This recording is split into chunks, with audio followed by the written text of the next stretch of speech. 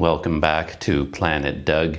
It is about noon here in Mae Sot, Thailand, and I have my second cup of coffee of the morning going.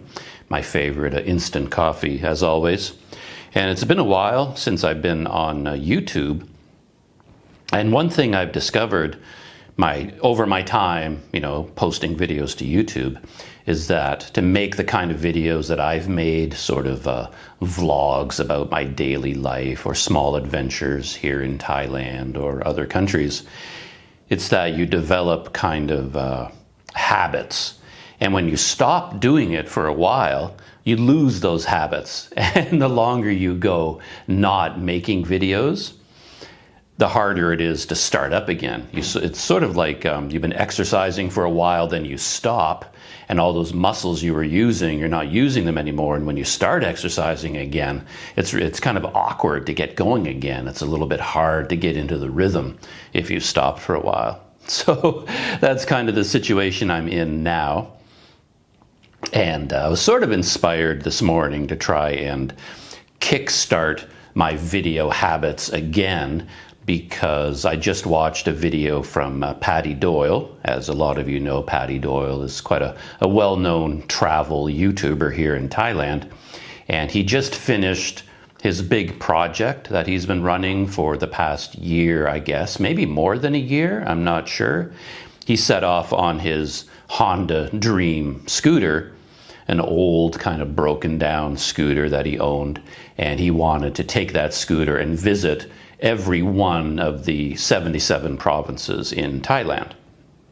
And that's what he's been doing for the last little while. And he finished that project. And I guess his new destination is Vietnam. And this morning I watched his first video that he posted from Vietnam. He posted an earlier video about preparing for the trip, mainly about all the stuff that he was bringing. It was one of those classic what's in my backpack videos that, YouTubers and travel vloggers, we all like to do. And he laid out all his gear on his bed in Thailand, wherever he was, and talked about all the stuff he was bringing and his plans for Vietnam. And his plan for Vietnam was to go there just with what he had laid out on the bed, along with his scooter helmet and his hard case shells that he had mounted on his Honda Dream. He was going to bring those with him, and when he got to Vietnam, he was going to buy or rent a motorcycle or scooter there, and then use that scooter to ride to the very north of Vietnam, I think. He's going to fly into Hanoi, buy or rent a scooter, and then travel to the very northern tip of Vietnam, and then turn around and ride all the way down to the southern tip of Vietnam. And this could happen over the next 2 months or 3 months or however long it takes. So he posted his packing video. And then last night he had a premiere, last night here in Thailand, he had a premiere for his very first video from Vietnam. I didn't watch the premiere, but I watched the video this morning. And I actually quite enjoyed it. And I wish my video, this one, I wish I had a video quite as exciting as his, because it's the very first video in his series, and he had all the excitement of flying into Hanoi, going to his hostel in the old quarter of Hanoi, and then heading out. I'm not sure how long this took, but then he went out he decided to buy a motorcycle or buy a scooter. And he did a little bit of research online, looked into a few different companies, and he eventually tracked down a place that had a warehouse full of old scooters, secondhand scooters and motorcycles, and he went there to buy one. And that's where the video ended, with the process of buying his new scooter. And one thing I found interesting about that video was that he did say at the end of it that the scooter was in his name, so it was legally registered in his name. But he didn't mention ever doing the paperwork to do that. So that's something I'm always really interested in, the logistics of how things work. So I was really curious. I mean, anybody can go to a warehouse and pick out a scooter and say, I want to buy this one, hand over the money. But then what happens after that? I mean, how do you get it registered in your name? I did this when I was living in Taiwan, and it was a challenge. I mean, to sell a scooter to another foreigner and then transfer the ownership from your name, get all the paperwork transferred, the ownership papers to the new person, it takes a while. It takes visits to offices, a lot of paperwork and fees and documents, and it's all in Chinese, and you can't really speak to anyone, and it's confusing. You have to go to this office. No, you have to go to that office. Oh, they're closed. No, they moved to a new building. And then you go from window to window to window. You know, it's a thing you've got to work out over time, and it isn't easy. But in Patty Doyle's video, he just sort of said, well, it's registered in his name, and that's it. So either he just didn't film any of the difficult parts of the process, or it was really easy to do, and the guys at the warehouse just did it for him automatically. You know, that's also, you know, a possibility. But anyway, I enjoyed the video quite a bit, and as I said, I wish my video was as exciting. But I'm just sitting here, what looks like I'm in prison or something, but this is just the wall of my guest house room here in Mae Sot, Thailand. I'm still here in Mae Sot, but one of the reasons I haven't been out exploring and making videos is that I've had a series of visitors here in Mae Sot. And these are people that just know about me from my videos that I posted to YouTube. And then they come to Thailand to go traveling around. And then these people, as they're moving through Thailand, they think, maybe I can move through Mae Sot, drop in and visit Doug. So I've had some visitors here. And I thought for this video, actually, I would tell the story of one of my visitors. This visit was maybe over a week. I was sort of helping out this person as an informal tour guide. I rented a scooter during the duration of her visit, just so that I could help her get around and show her a few things. She wanted to extend her tourist visa while she was in Mae Sot. And with my scooter, I could pick her up at her hotel, you know, drive her to the immigration office, and I helped her filling out, you know, getting the right forms to fill out and telling her what documents she was going to need. And she managed to do that all very easily. But so I rented a scooter just so that I could help her out as much as possible.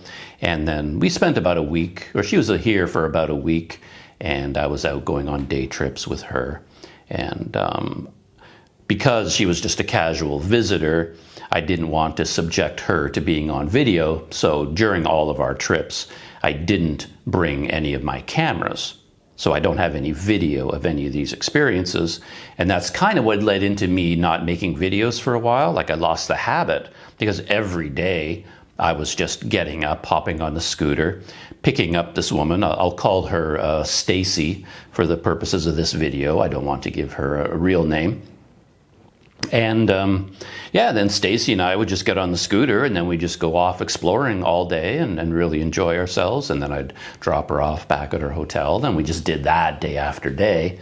And it was really kind of refreshing in a way to just be out there exploring the countryside, doing the sorts of things I would normally do, but without all of the camera stuff going on in the background. So yeah, it was kind of refreshing. And then once I lost the habit of shooting video, it was kind of hard to pick it up again. So this video is my attempt to sort of kickstart my video instincts. But anyway, I think I can tell her story in a little bit of an interesting way, partially because I have some pictures. I won't be showing any pictures of Stacy, my visitor, but on the very first day that we were out exploring together, she handed me her phone and said, you know, could you take a picture of me posing in front of this place? And I said, sure. So I took her phone, took a picture of her, and I noticed that her phone was already running out of power, had a low battery warning.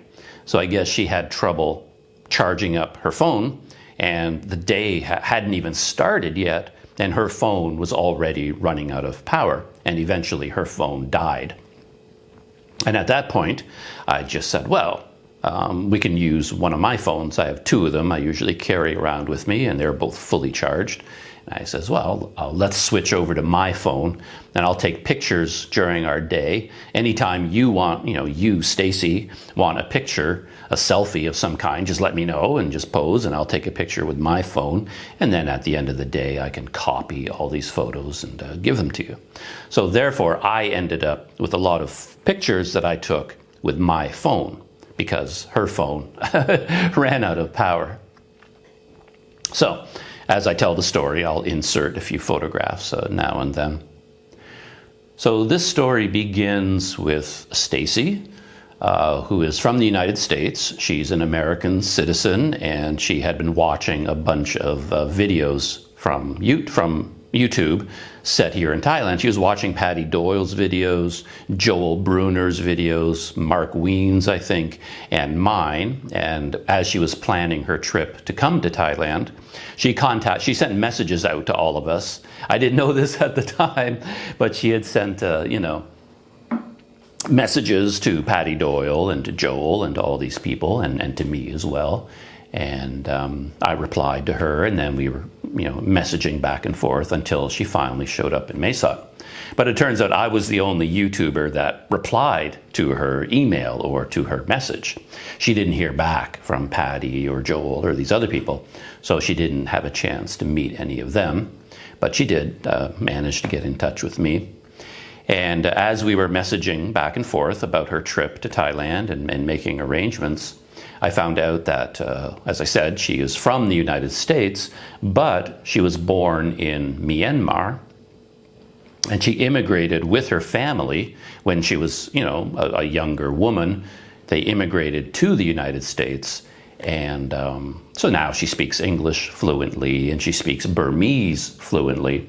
And the fact that she speaks Burmese is one of the reasons that coming to this area, the Mesot area, which is right on the border with Myanmar, would be so interesting for her. She wanted to meet me, of course, but coming here to Mesot also gave her the opportunity to interact with a lot of people that are either from Myanmar or historically, culturally, linguistically, they're all, they're part of the Myanmar culture.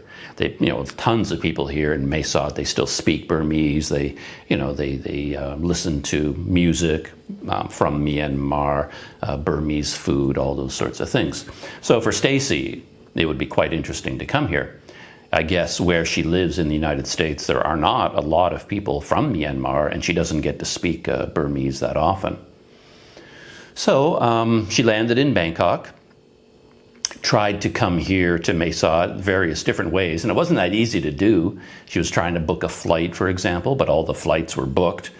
She wasn't even sure if there were flights to Mesot, but I guess there are flights, but they're all booked up, and she couldn't get a seat on any of them.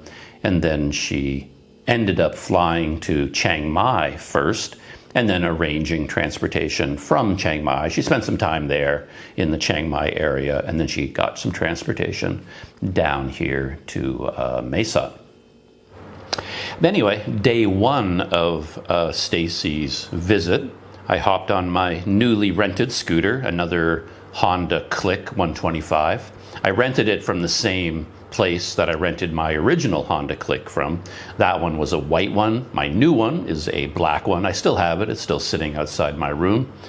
I haven't shown it as much love as I should have, ever since Stacy's visit, but I've taken it out into the countryside, gone traveling around a little bit. But again, I didn't bring my cameras with me, so I didn't make any videos about those experiences. Interestingly enough, one day I did get all set up. I brought my GoPros with me. I had them mounted on the scooter. I had one mounted on my chest pointing forward. I had another GoPro on the scooter pointing backwards. I brought my Panasonic G85. I had the whole National Geographic camera expedition rig with me. And I went off into the countryside, and it was a really nice ride because we're into the season now where they're planting all the rice fields. So it was really interesting for me to see the annual rice planting activities going on out in the countryside, and I was filming all of that. And I had my sights set on going up into some mountains that are sort of inland, like from Mae Sot going inland towards the rest of Thailand, you hit a row of mountains there between this area and the rest of Thailand. And there are some roads that go up into those mountains, and there's viewpoints up there. And I picked out an interesting shrine that I'd never visited before, which is next to, I think, a zinc mine. And the whole area looked interesting, and I was going to ride the scooter there, take a look at the shrine, take a look at the zinc mine, and just see what else there was there in the countryside. So I went out that direction on my scooter. Feeling very awkward, to be honest, because I hadn't done any video filming for so long. It was hard to get back into the rhythm of things. One thing I noticed about shooting video again after a long break is that you sort of have to convince yourself that what you're saying is interesting. Because when you just start up again out of nowhere, it feels like what you're saying is of no interest at all. It's like, why am I babbling about this or about that? Or why am I showing this or about that? Like I said, it's hard to get into the rhythm again. But anyway, I really enjoyed that ride in particular, going deeper and deeper into the countryside, and then starting to climb up into the hills and seeing the rice fields and things like that. And then when I got closer to the shrine, I ran into a roadblock, and that really took me by surprise. There was a gate across the road, and there were some officials standing there. And then I pulled up on my scooter, and they all said, "No, you can't go down this road. It's closed." And I kind of held my breath. I was like, "Oh no, don't tell me it's COVID." But yeah. I got off my scooter, I turned it off, and I got out my phone, and I called up pictures of the shrine, which I knew was, behind them down this road, to show them where I wanted to go. And I went up to these men, and I showed them the picture of the shrine on Google Maps. This is where I want to go. Is it here? And they says, "Yeah, it's there, but you can't go there because this road is closed because of COVID restrictions. That whole area is off limits to outsiders. Only people who live in that area were allowed to go down that road. If you lived in a village or were one of the farmers, you could go there. But me as an outsider," they said, "No, the road's closed to you because of COVID." And that kind of blew my mind, because I thought we had left all of that behind. But apparently, no, we haven't. I mean, that was one thing in Patty Doyle's video when he was in Vietnam, his first days in Hanoi. He was talking about how horrible the COVID area had been.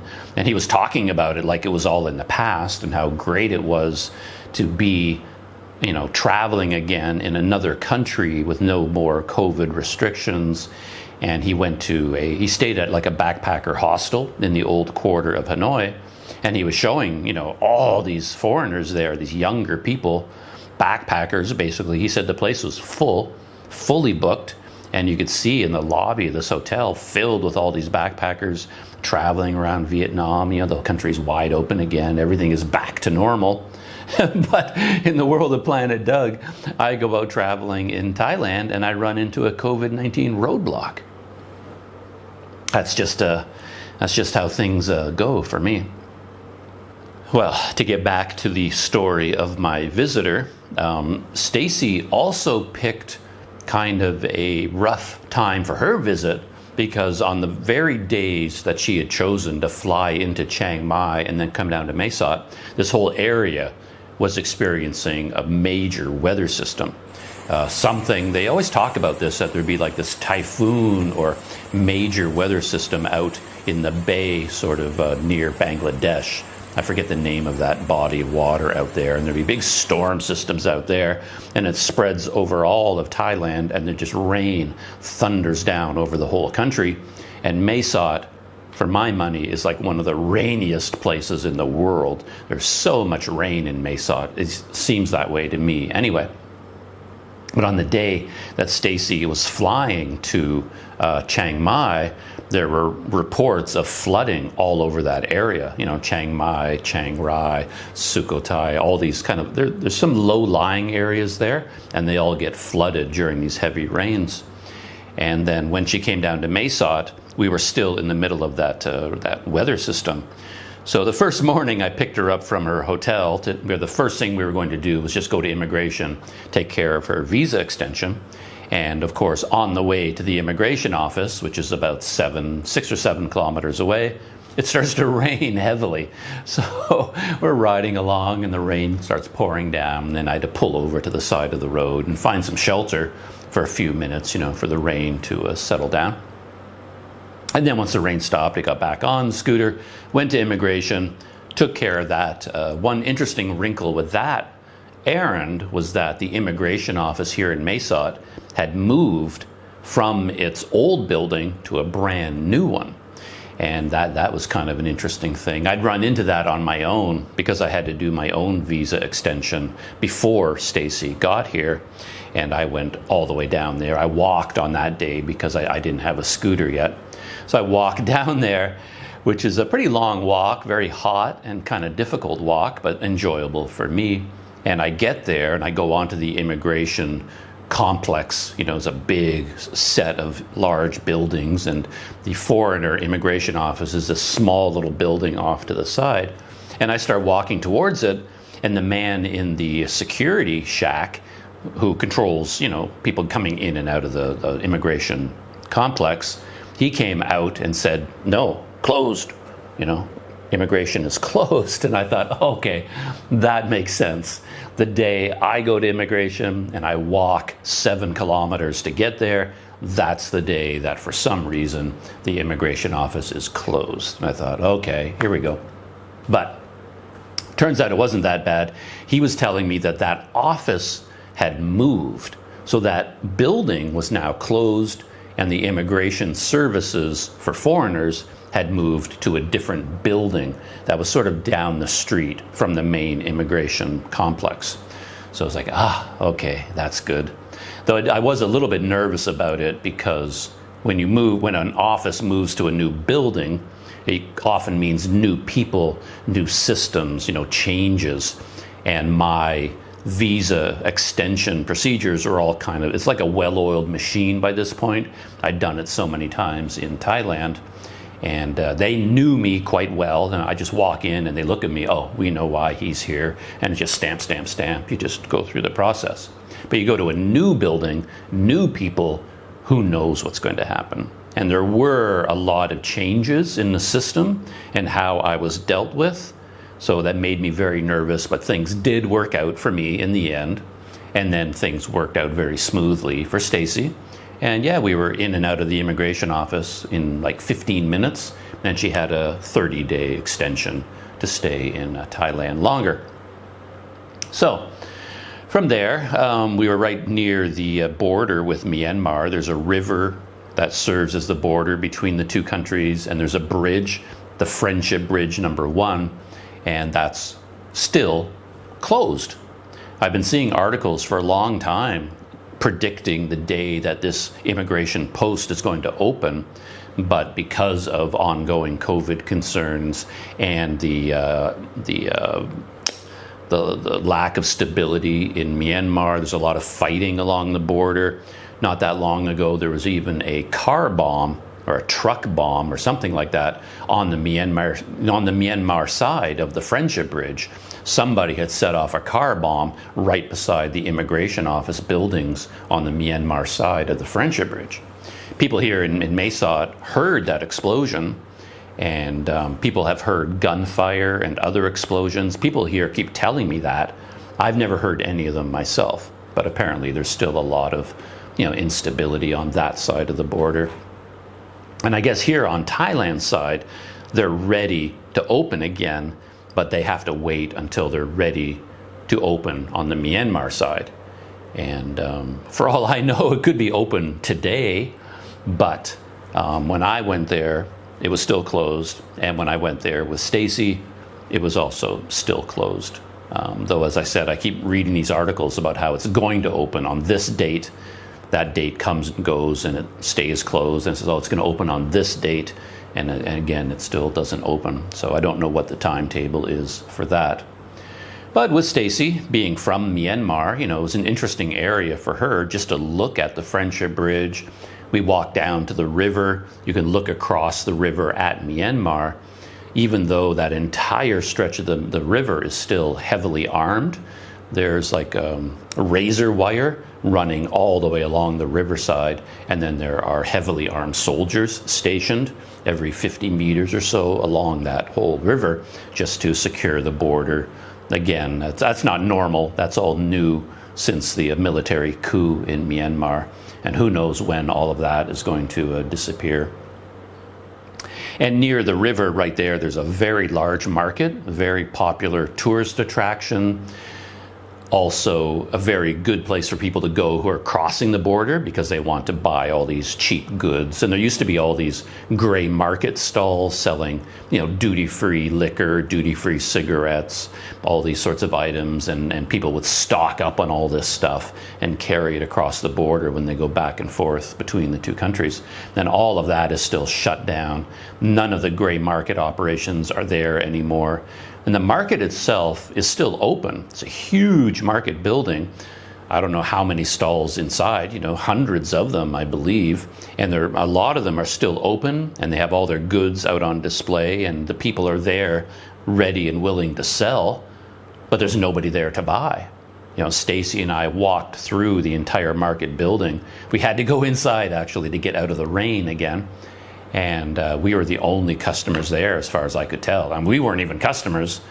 I always feel bad when I go to these markets because I'm just there as either a photographer, casual visitor, or someone there to take video. I'm never there to buy anything. So all these people they look up eagerly when they see me, maybe the only visitor for the entire day, Stacy and myself, and neither of us was there to buy anything.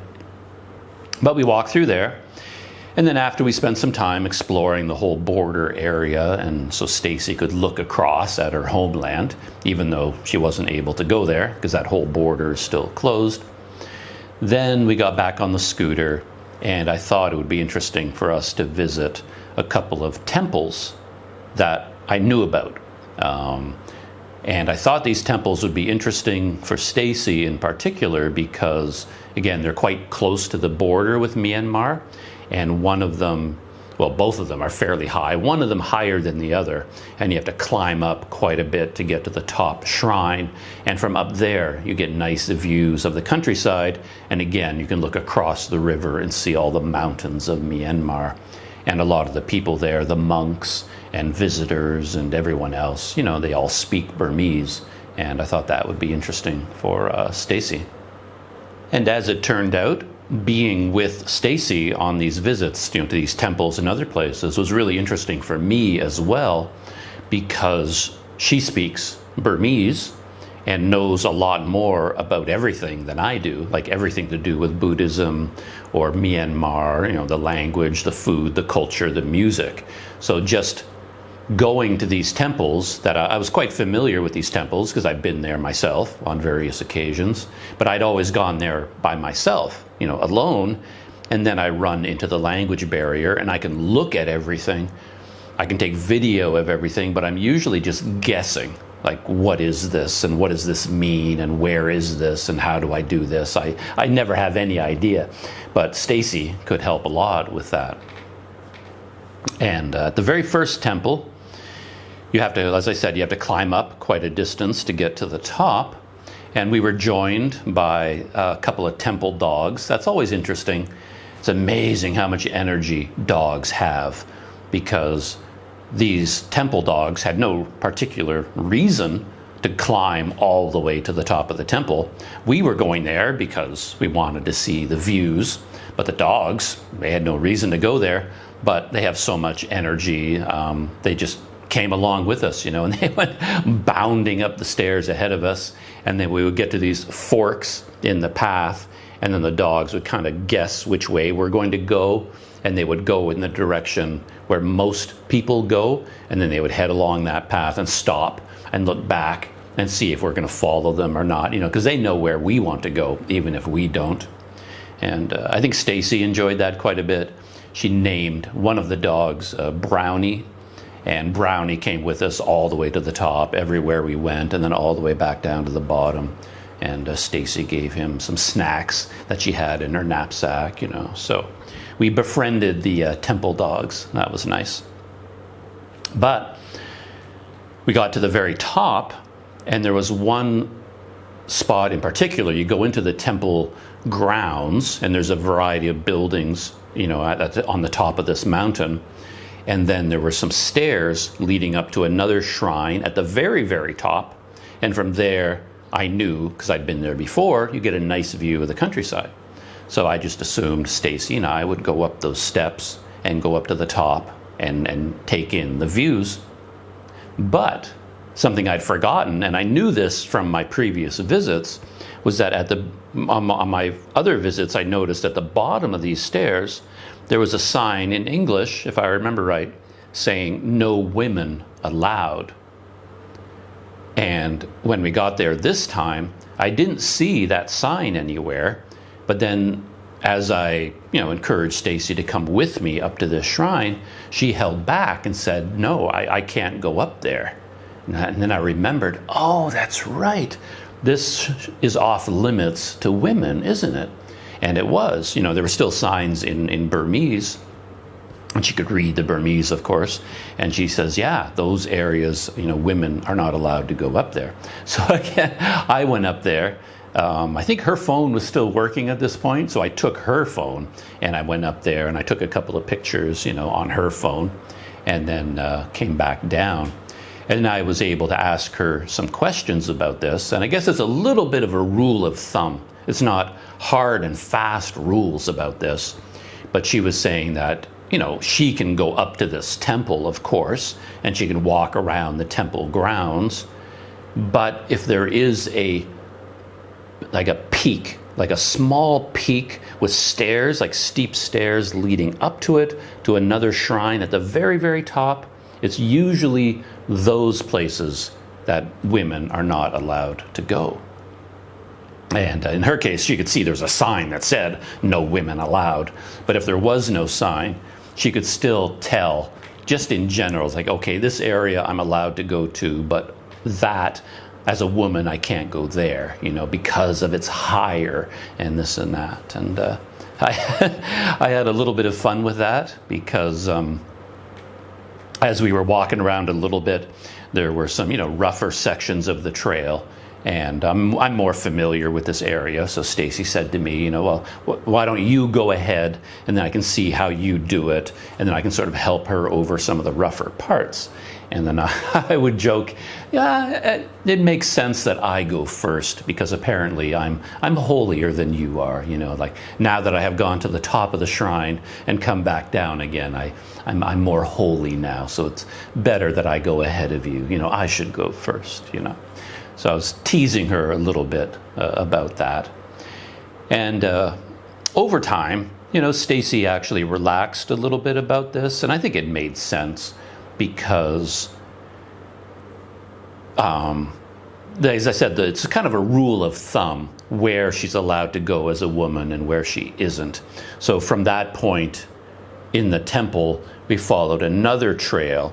And I wanted to bring her to this other spot that I knew about, where there's a really interesting set of steps going, like a really crazy cement series of steps climbing up to a really nice and an interesting lookout point, and with a shrine at the top. And then you go around that shrine and then downstairs, down the other side. And I wanted her to go up there and have that experience. But she was, again, kind of worried, like, I don't think I'm allowed to go up there. But because this temple is so remote, there's nobody there. We were the only people. It's not like being at a major temple in the middle of a city. It's, a series of small shrines spread out over, a forested mountain range, basically. And the rules get a little bit looser there. And of course, Stacy is from the United States, so I was kind of joking, hey, you're just like me now. Of course, she is Buddhist and I'm not, but at the same time, she's with me now. She's a tourist from the United States. She can sort of join me as being these two foreigners visiting a temple. And when it comes to that situation, the rules, they can bend the rules a little bit. We can get away with doing some things that maybe a local person couldn't do. Just because as foreigners, we don't know any better, that kind of attitude. And when we got to this other section of the temple, Stacy relaxed a little bit in terms of her own views. And just, again, this shrine was not so formal. It really was just a kind of a mountaintop with some stairs leading to the top of the mountain. And she said, well, I think it's okay for me to go up there. So the two of us went up the stairs together and saw the interesting views from up there. So I was pleased about that. And this trend continued when we went to the other temple. We came down from the top, all the way back down, got back on the scooter, and then I took her to another temple that I knew about. And this was an interesting temple for me because I'd had some small adventures long ago, even trying to find this place. It was one of these places where I plotted a route on Google Maps to get there, but it turns out the road, as indicated on Google Maps, didn't exist. So my first 2 or even 3 attempts to find this temple failed. I couldn't find it. On one side, I was blocked by a hillside, and the road stopped and the trail stopped, and I got completely lost and I couldn't find it. From the other direction, I went into this big gravel pit, like an industrial gravel pit site, and I couldn't find my way through the gravel pit to get to the temple. And then over many attempts, I finally found this temple. So, yeah, I have a bit of a history with this place, and I knew that it was quite interesting. But the main interesting part about this temple, again, is this really sharp peak that you have to climb up to the very, very top. And according to the rules she had laid out for me, anything on the very top of a peak with steep inclines getting to it were the holier sites. And those were the places where maybe women were not allowed to go, like according to the strict formal rules. So I was wondering about this, it was like, oh, is she going to enjoy this temple because she won't be able to go to the most interesting part? But we get to this temple, and even if she didn't manage to go to that point, there's a lot of things of interest at this temple, so it's quite an interesting place to visit. So we're walking around there, and then as we went back towards the place where you start your climb to the top, we started hearing American or Western rock and roll coming from a loud stereo system of some kind. I can't remember the exact songs anymore, but it was like, I don't know, Guns N' Roses or Aerosmith, some sort of rock power ballads, blasting out of these loud speakers.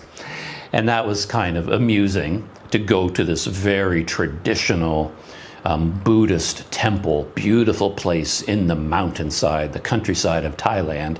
You get there and you're listening to, power ballads from Guns N' Roses or Aerosmith. That was kind of interesting.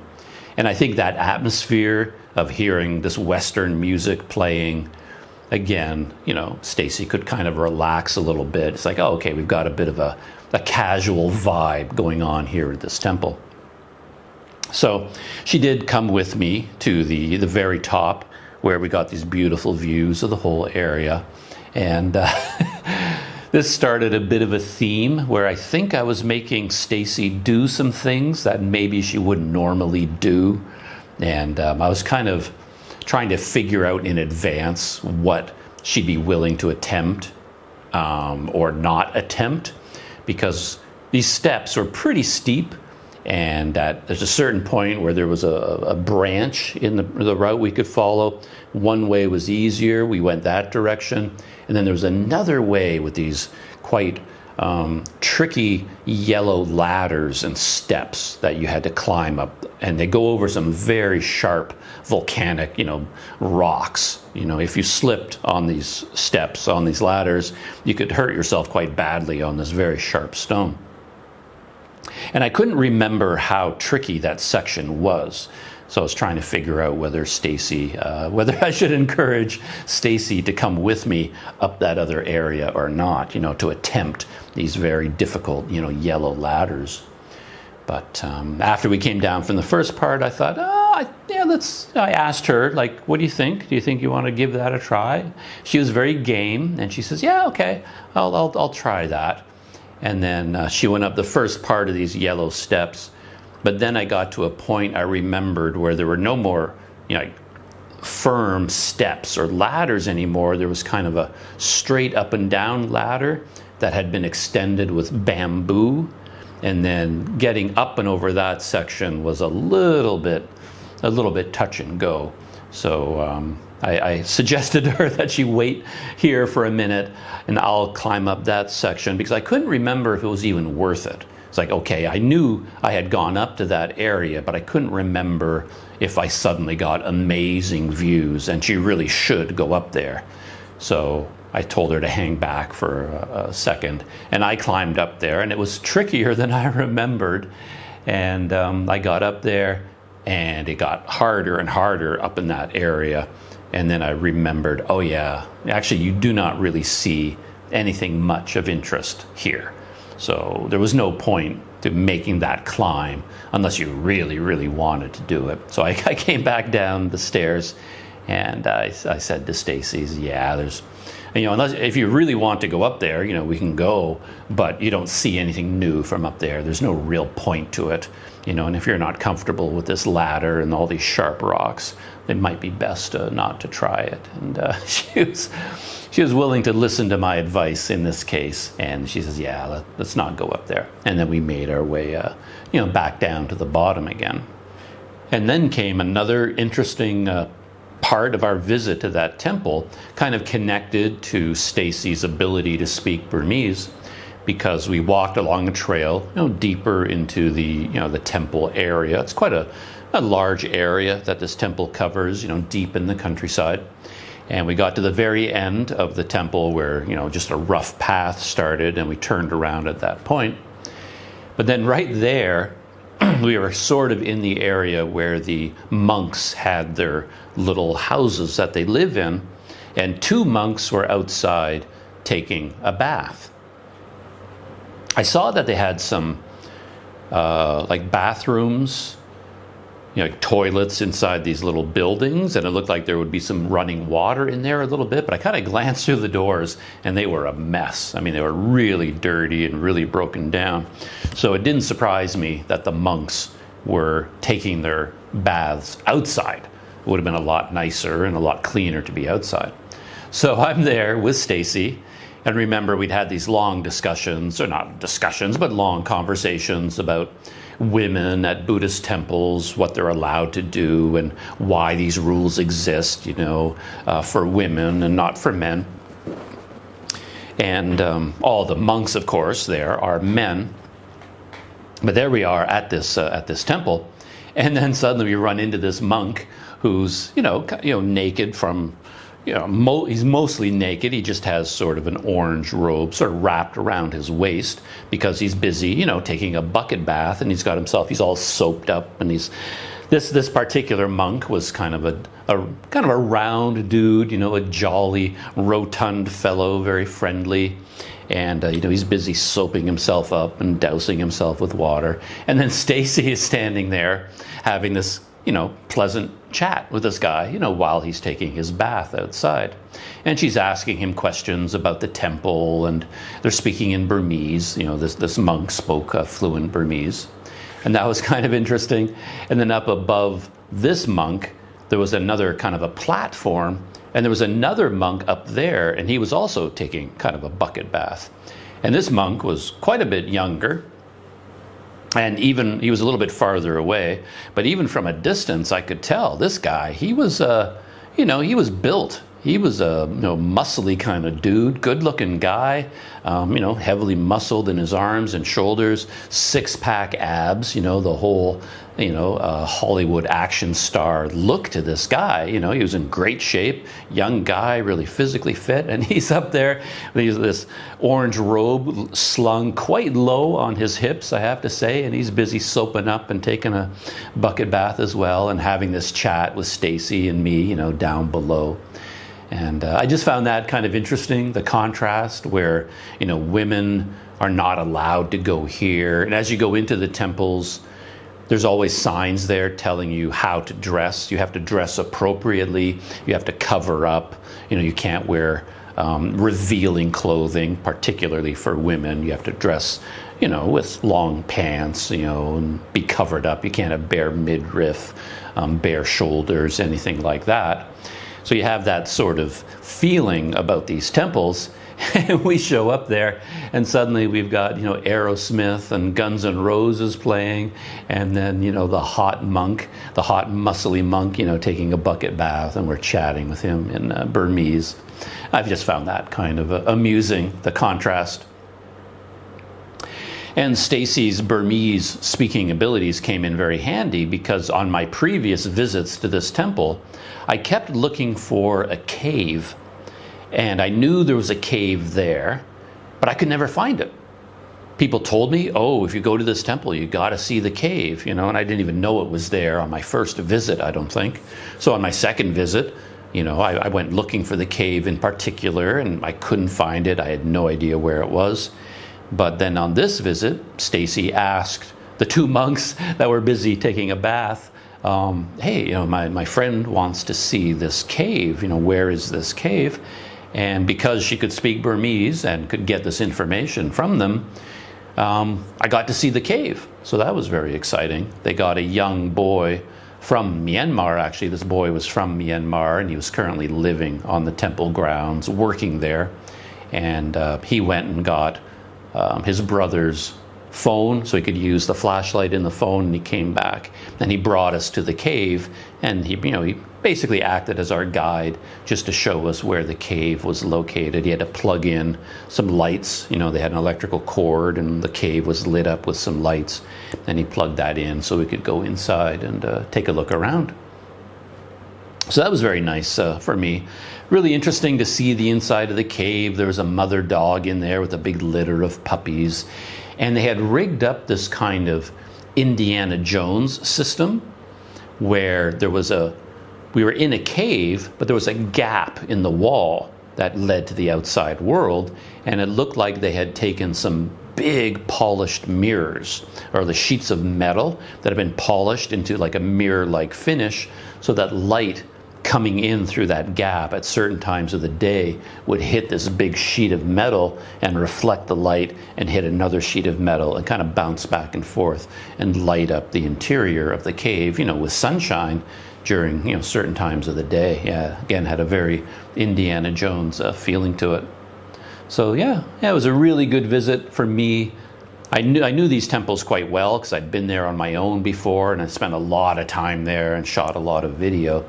But to go there with Stacy, with my visitor, made it quite interesting. Yeah, to see it all again, and with her language ability, she could help me, have new experiences there. I enjoyed that quite a bit. On another day, my plan for the day for Stacy and me and the scooter was to head south out of Mesot. My idea was to visit a couple of places I knew about. There was one place, like a waterfall, I had passed a dozen times or more, and for some reason I'd never gone to look at these waterfalls. I knew there was like a fish pond. You can feed the fish and look at the waterfall, a tourist attraction. And I think in the back of my mind, I thought it was probably closed because of COVID anyway. So I never went to go look at this waterfall. I kept seeing the sign for it. But I thought maybe it was open now. And so I thought I could go take Stacy to this waterfall. And then we could go to the Blue Cave, which is not, the biggest and most spectacular attraction in the world, but it's a really nice cave, really beautiful. And to get there, we would follow a really interesting route through the countryside. And I thought we could finish off that trip with a visit to a really nice cafe that I knew about. And I thought to get there, what would be interesting to do is, instead of taking the highway straight to the waterfall, which you could do, my idea was to take the scooter back to the Friendship Bridge, back to the border with Myanmar, back to the river, and then turn south and follow small countryside roads, following alongside the river, just going through the countryside. I thought maybe there'd be a lot of rice planting going on, a lot of activity in the fields, and then we could go that way to get to the waterfall and then to the other places. And then we could come back to Mesot faster, on the highway. But to go down south, I thought we would just take a slow journey through the countryside. And that was really interesting for me because Stacy was sitting, of course, on the back of the scooter behind me, and quite often I would forget that she was even there. I'm just so used to riding my scooter through the countryside. This just felt like a normal day to me. And if we weren't talking or something, I would forget she was there. But all these people around me, all the the local people out in the fields or walking down the street, going to markets or go at little cafes and restaurants at the side of the road. All these people were looking up and smiling at me and waving. Everybody was like waving at me and smiling. But of course, they were doing that because Stacy behind me was waving to them first. So Stacy behind me, was waving at all these people and smiling at them, and all these people were reacting to us.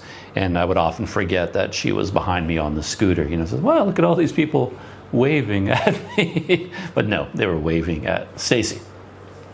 And again, Stacy felt kind of a kinship with all these people because you could tell just from the way people were dressed, the Tanaka on their faces, the hairstyles, all these things were from Myanmar. And, she could tell instantly, and she felt, a connection with all these people. So she was busy waving at everyone in the countryside. Anyway, that was a really nice ride for me. And I have to say I was pleasantly surprised by the waterfall as well. I'm not usually that excited about going to see the local waterfall. I mean, there are thousands of them everywhere you go in the world, and I don't always go out of my way to see the local waterfall. If I stumble across one, it's always nice, but I won't make a special effort to go there. But yeah, we went to this waterfall, and it was more interesting than I expected. There wasn't a lot of activity, but you just ride your scooter. It's just a short distance off the main highway, park your scooter in this parking lot, and there were a bunch of little shops and restaurants and places you could buy fish food and drinks and food and things like that. Kind of it's a tourist attraction is what it is. So I parked the scooter there and I got some fish food. I love to do that. Went to the pond, fed the fish. And then there was the waterfall right there, just outside the parking lot. But at this particular waterfall, if you walk around it to the side, kind of going around the edges of the lake, you eventually get to a spot where there's this very big and complicated series of metal stairways going back and forth, eventually leading to another ladder going straight up the cliff. And you can go up these stairs to the ladder, then climb straight up the ladder to the very top, where again there's another temple at the very top, right beside where the stream is that goes over the cliff and forms the waterfall. So that was, a small adventure, but quite an interesting one for that, for the adventures of the day. And again, I'm not sure that without me, Stacy would have gone up those stairs and particularly up that ladder at the very top, because if you slipped off that ladder, you were in big trouble. I mean, it was like straight up. But again, Stacy went up with me, and then we got to the ladder, and I asked her, are you comfortable going up this? And she said, well, you go first. You go first, and then I'll see how you do it, and then I'll see if I can follow you. So I went up the ladder, and then Stacy, being a trooper, she went up the ladder with me and got some beautiful views of the whole countryside from up there. So that was a really nice experience. I enjoyed my visit to this waterfall much more than I expected. And again, everywhere we went, whether it was to these temples, to the waterfall, into the market here in Mesot, to Burmese tea shops, Stacy was able to speak to a lot of the people in Burmese. And while we were at this waterfall, she noticed a young boy sitting at a table at the public bathrooms. At a lot of the public bathrooms here, there'll be a small table with a box. You put in 5 baht in order to use the bathrooms. You know, you pay for the maintenance of the bathroom facilities. And sometimes there will be an attendant there. And at this place, the attendant was a young boy just sitting in a chair at the table near the bathrooms. And Stacy started chatting with him, and she found out that he was from Myanmar. And she talked with him for a little bit about his life and why he was here. And I guess his parents, his family, they were still back in Myanmar. But for some reason, this young boy, on his own, as far as I could tell, had made the long journey from his village in Myanmar, crossed the border into Thailand. How he did that, how he made the trip, I don't know. We couldn't figure that out.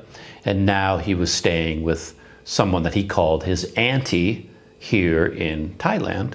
And he wasn't going to school, and he was working as the bathroom attendant at this Waterfall tourist site. And as he told Stacy, he was very, very bored. You know, all he was doing all day long was just sitting at this table as, Waterfall visitors were, putting 5 baht into the tray, in front of him. And he wasn't going to school, and he said he was really bored. And Stacy, very good-hearted person, she met quite a few of these, young people from Myanmar. There was the young boy at the temple who was also in a similar situation, had left his family behind in Myanmar and had come to Thailand for reasons I wasn't totally clear about. And he was now staying at the temple and working there. I don't know whether he was getting paid or whether it was just for room and board. I'm not really sure about that. And this young boy at the waterfall was the same. I don't really understand what his situation was.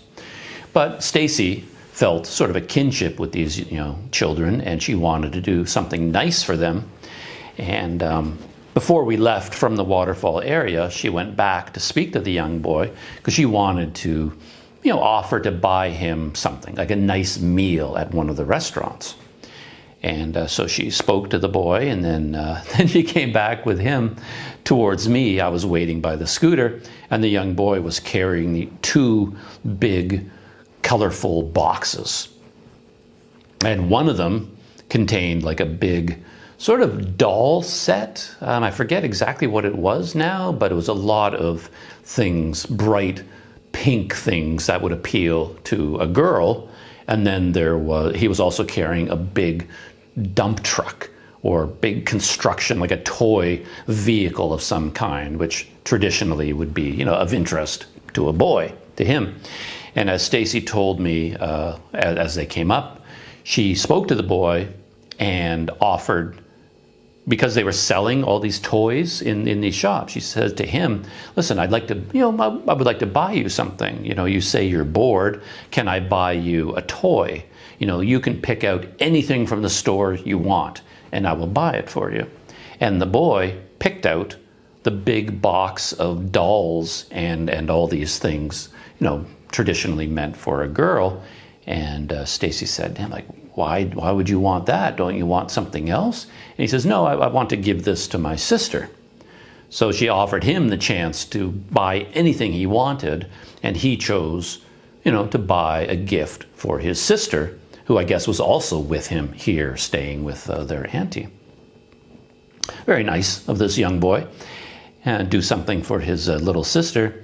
And then Stacy said to him, okay, well, let's get that for your sister. And then what would you like for yourself? And he picked out this big dump truck or a front end loader or bulldozer or whatever it was. I think maybe it was a dump truck.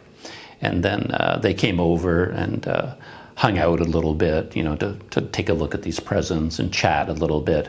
And I took a picture of Stacy with the boy, posing with his 2 big packages.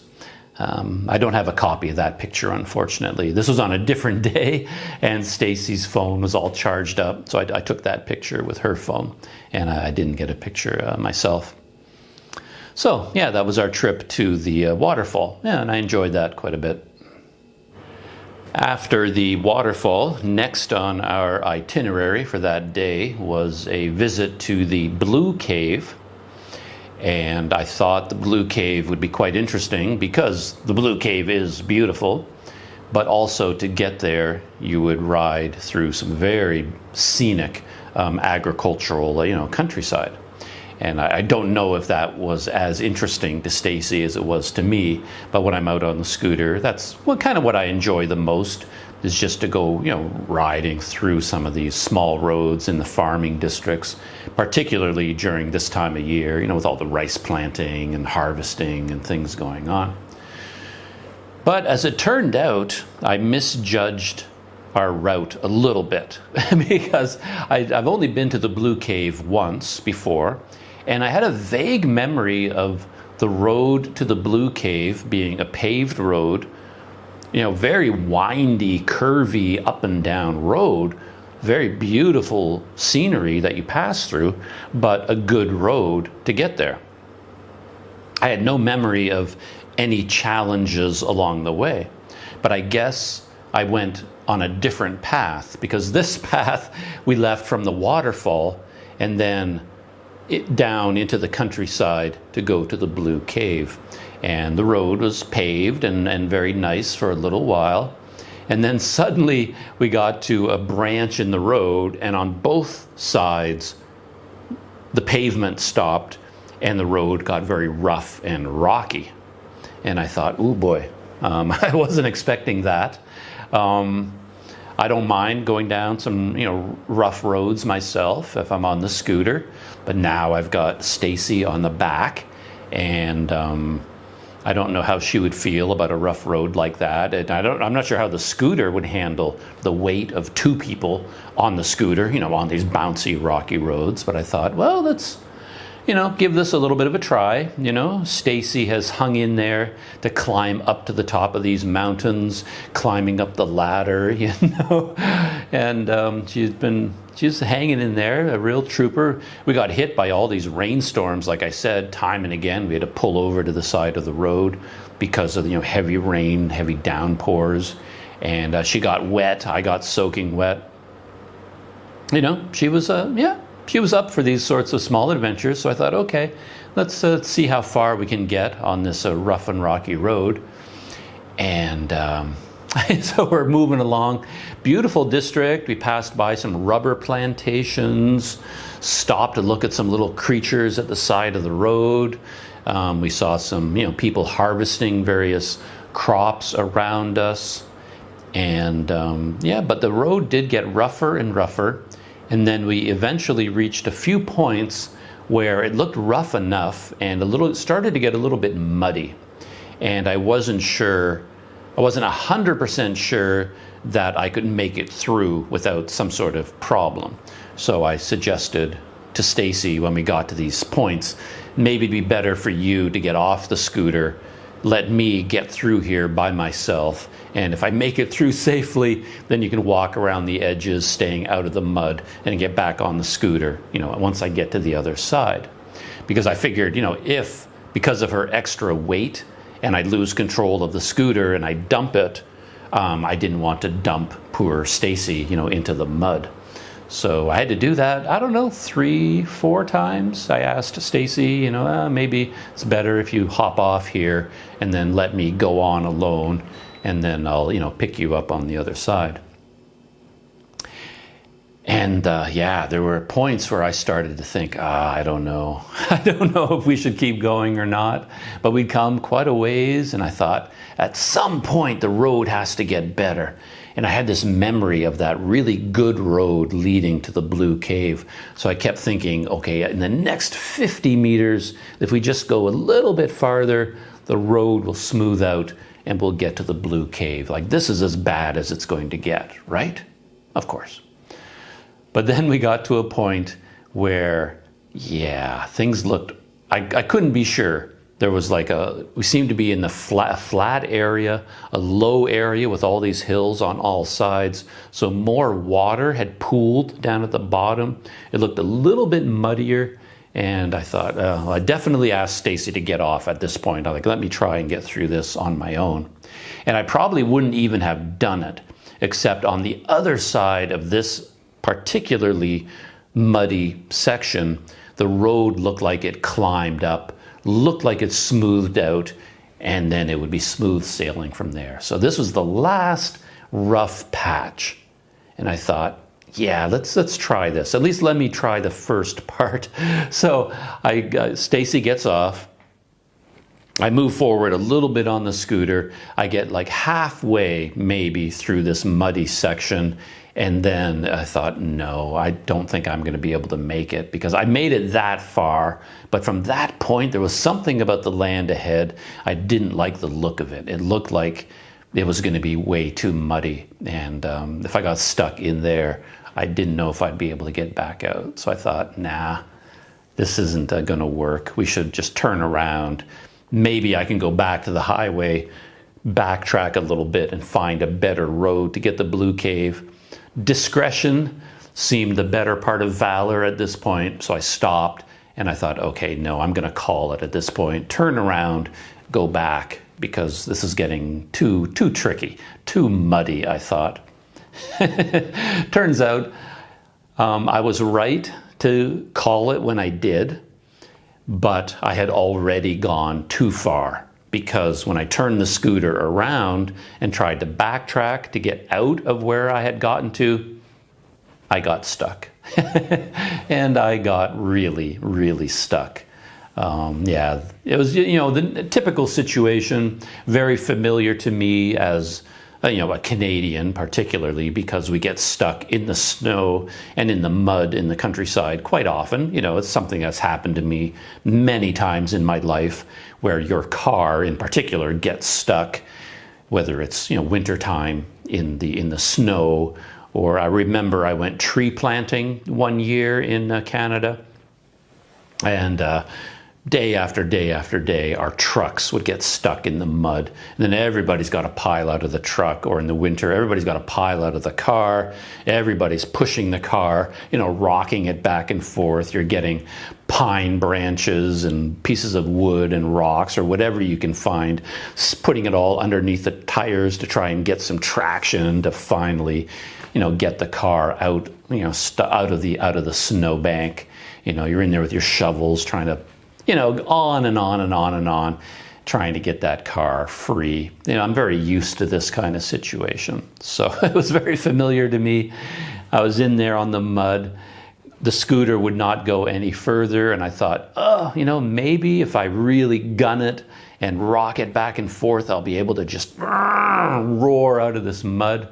Stacy was kind of behind me at that point. I kind of turned to her and said, you might want to get out of the way of the rear tire, because I'm going to be flinging mud probably 20 meters behind me. And then, I just gunned it and really tried to power through. But of course, the more you gun it, your rear wheel just digs deeper and deeper and deeper into the mud. The more power you give the engine, you just dig yourself deeper down into that mud hole. And that's what I ended up doing. Interestingly, despite all of my experience in Canada getting stuck vehicles out of mud and out of snow, this is the first time I'd gotten a scooter stuck anywhere. Certainly the first time I'd gotten a scooter stuck here in Thailand. I'd gone through mud and puddles and rocks and, rough roads before, but I'd never actually gotten stuck anywhere. So this time, the very first time, I had a passenger on the back, acting as a Planet Doug tour guide.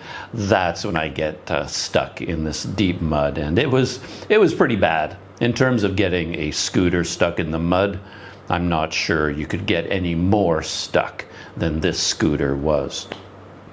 And I tried, a few random things to get the scooter out. I tried, just the rocking back and forth, and then you're gunning it and letting off and gunning it and trying to get momentum. I tried getting off the scooter and, pushing it while running the throttle to sort of, get my weight off the scooter and push it through the mud while the rear wheel is also pushing it forward. that didn't get me anywhere. And the main problem with all of these approaches, well, I also tried putting things underneath the wheel.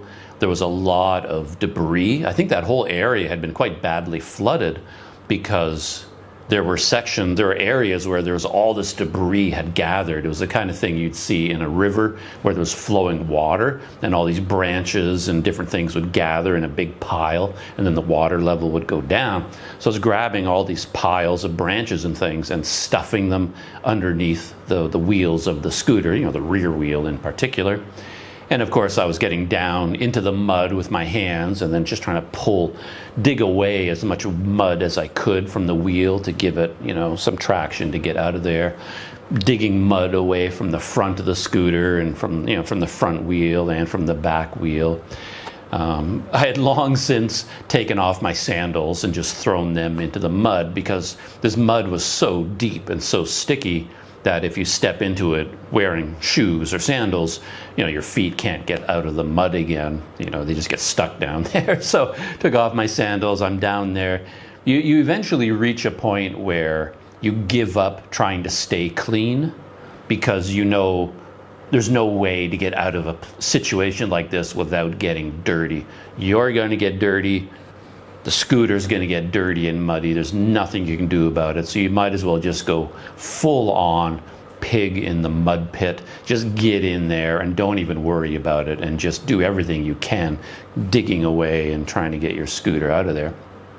So I tried all these things and nothing worked. And the main problem is that a scooter is not like a car.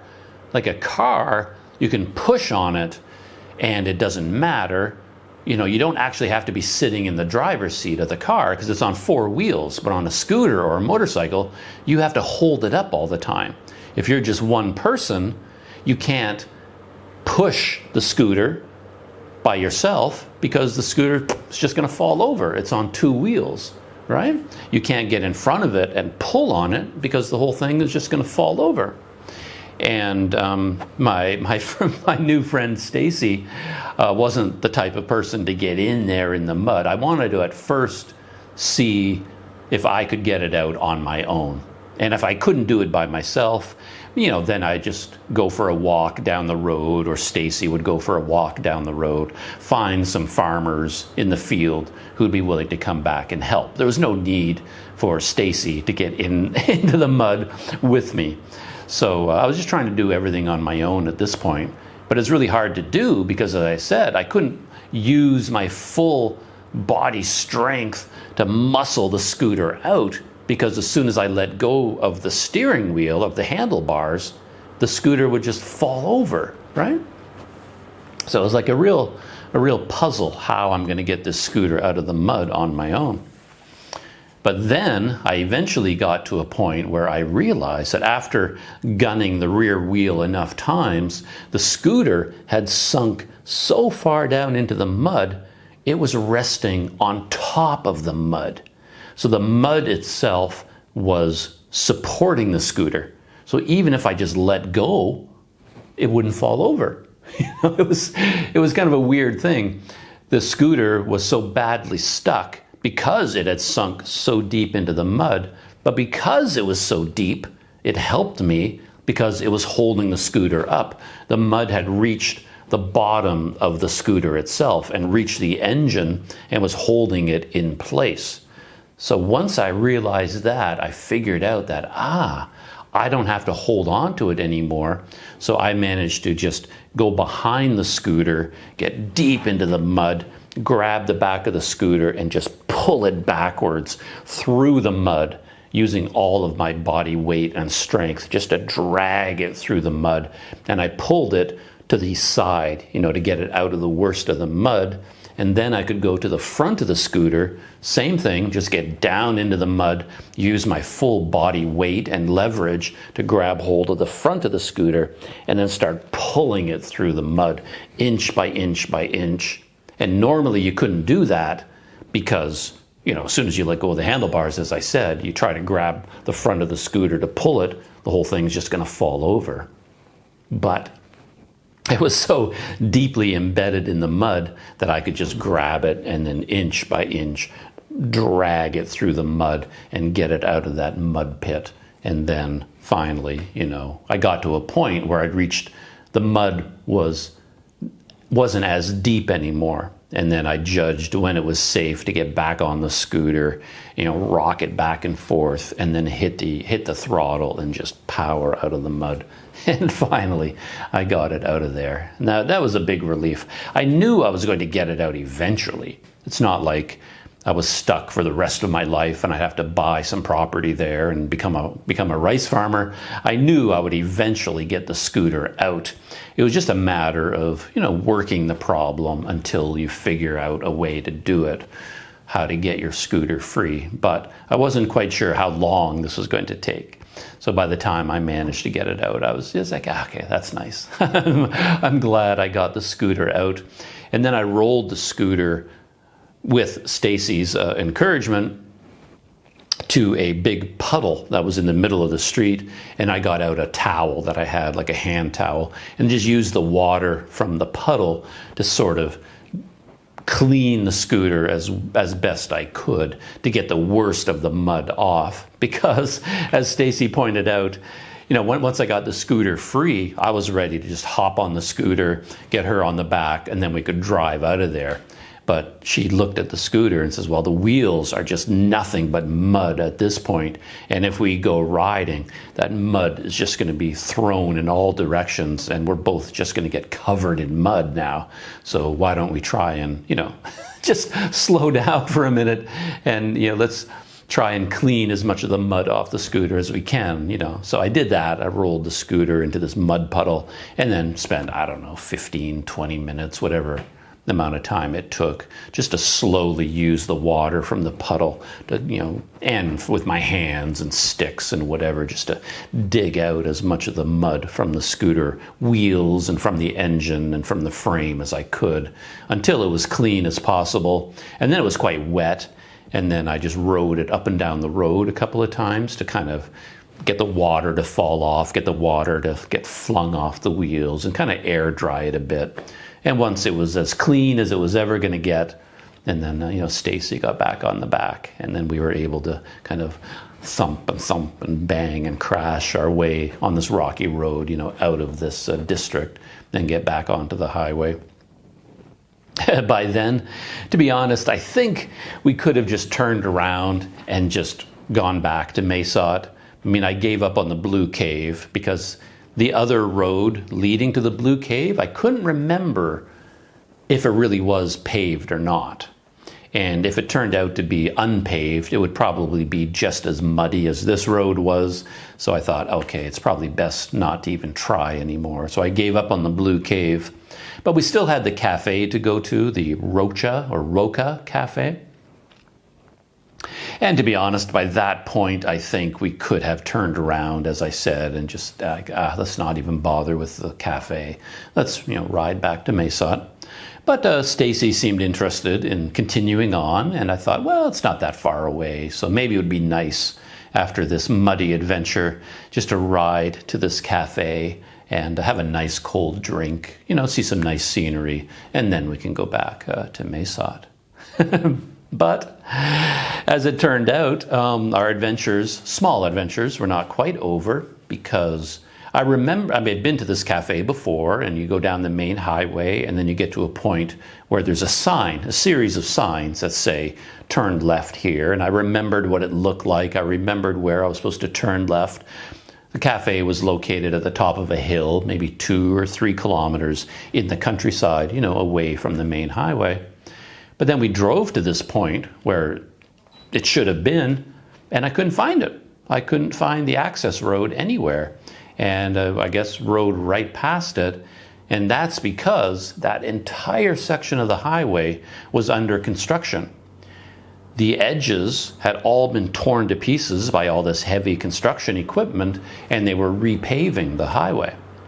And what I didn't realize is that as they did this, they tore out all the signs at the side of the road.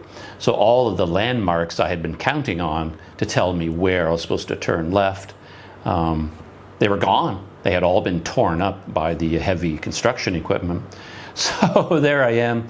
Again, this was supposed to be this very pleasant, easygoing day, just riding through the countryside, beautiful scenery, you know, nice cave, beautiful waterfall, lovely cafe, you know, and it was turning into a little bit more of a epic struggle than I'd anticipated. And I thought, here at the end, well, we'll just continue a couple more kilometers down the highway, just sort of zip up to this cafe, have a nice experience. But there I was in the middle of this major construction site, unable to find this road, heavy traffic roaring past us in all directions, you know, all this heavy equipment there, lots of dust being thrown up in the air, and I couldn't find the access road to the cafe. Had to do, you know, U-turns across this divided highway, busy traffic everywhere, zooming up and down. And eventually I did find the access road. And then we rode down this road and we did go to the cafe. So had a nice cold drink there. And that was the end of small adventures for that day. I was a little bit worried that by this point it was later in the day than I'd anticipated. I guess we'd left later than I thought, getting stuck in the mud, trouble finding the cafe. We spent more time at the waterfall than I thought we would because that was actually more interesting than I expected. The ride through the countryside was longer than I'd planned. So this was quite late in the day by this point. And if according to weather patterns, I thought, oh, we could end up with a heavy rainstorm in the afternoon just as we're riding back to Mesot. And I was worried about that, but we got lucky there, had just a little bit of a sprinkle, if I remember right, and then we rode all the way back to Mesot and had a nice dinner here at Casa Mia.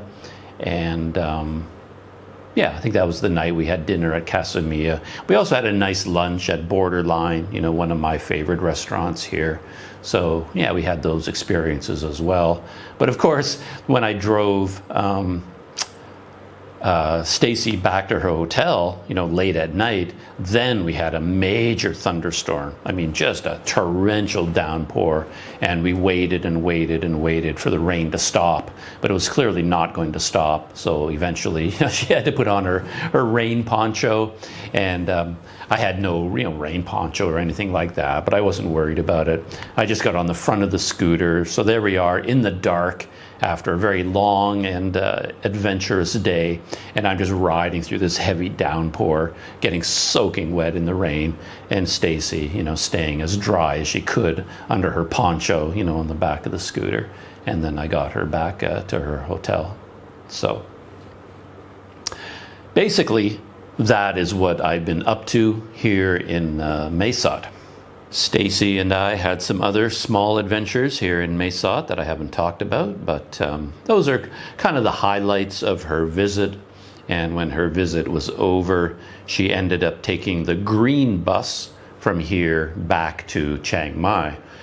Because on her first visit, she actually didn't spend a lot of time there. She went on a tour to Chiang Rai instead, and she thought it would be nice to go back there and, you know, spend some time in Chiang Mai, and then from there it would be easier to get back to Bangkok. Like, it's easier, I think, to get from Chiang Mai to anywhere than it is to get from Mesot to anywhere, because with the border with Myanmar still closed, Mesot isn't really on the way to anywhere. It's kind of the end of the road. So, you know, transportation in and out of Mesot is more complicated than out of other places, you know, particularly out of Chiang Mai. And yeah, so that's kind of what I've been up to here in Mesot. I didn't intend to tell this story at such length, but as I started to tell the story, I kind of got in the mood. And as I said, I've gotten out of the habit of shooting video and even out of the habit of talking on camera. So this is my attempt to break the ice, you know, fire up one of my cameras again and kind of get back into the swing of things.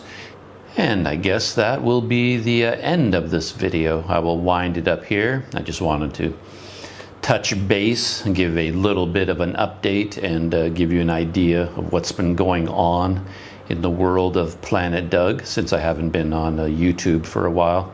I don't have any of these small adventures recorded on video, unfortunately, but perhaps I can now get back in the swing of things. We'll see how that goes. I'll see you in the next video.